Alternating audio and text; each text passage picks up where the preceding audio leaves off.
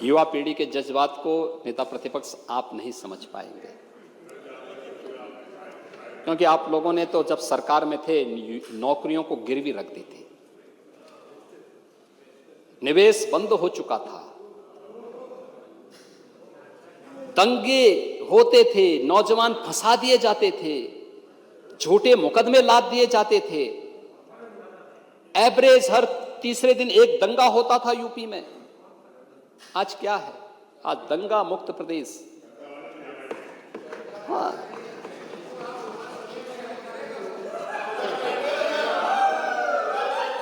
और इसीलिए ये तो दंगा कौन करेगा?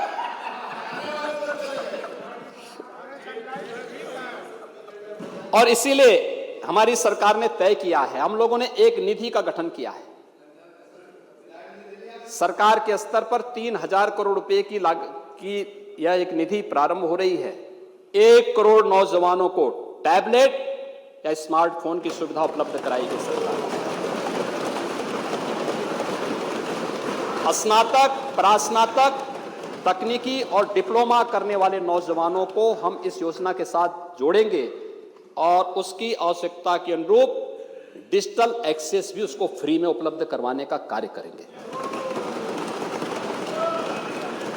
इस निधि में एक प्रावधान होगा कि हम CSR से भी, अन्य वित्तीय संस्थाओं से भी और विश्वविद्यालय और अन्य संस्थाओं से भी हम इसमें राशि लेकर के एक बड़ा कोष का गठन करेंगे और हर नौजवान के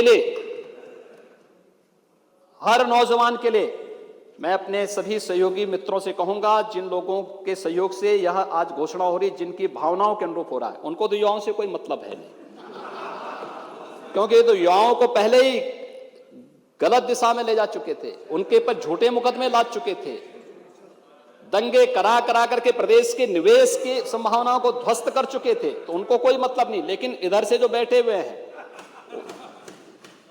उसमें भी तो वे लोग सब समझ रहे हैं।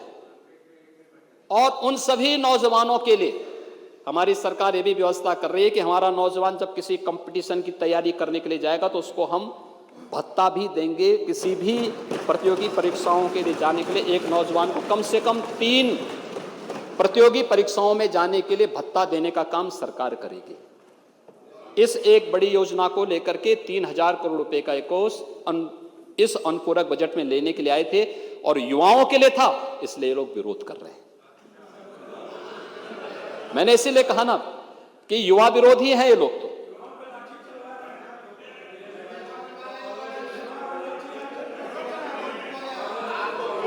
महोदय, दूसरा प्रदेश के अंदर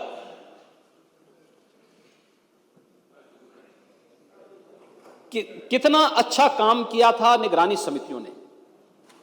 आंगनबाड़ी, आशा वर्कर और उन लोगों ने अल्प मानदेय पर, जब मैं देख रहा था विपक्ष के बहुत सारे नेताओं को, मैं मानता हूं बहुत सारे लोग कोरोना से संक्रमित हुए, मैं स्वयं संक्रमित हो चुका था, लेकिन बहुत सारे लोगों ने तो हिम्मत ही हार दी थी। लेकिन तब भी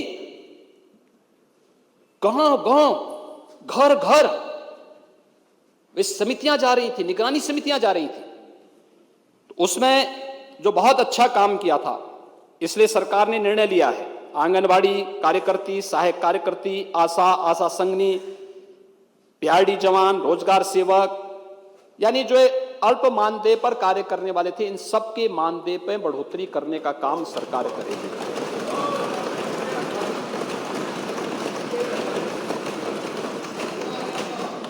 महोदय, मुझे एक और यहां पर घोषित करते हुए प्रसन्नता है कि हमारे सरकारी कर्मचारियों ने इस दौरान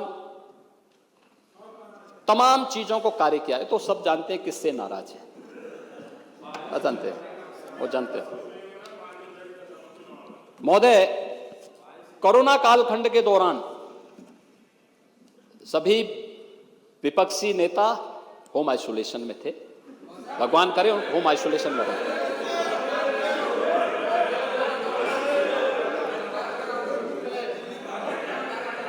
अगर खन्ना जी बोल देंगे कि आप लोग फील्ड में थे तो मैं मान जाऊंगा।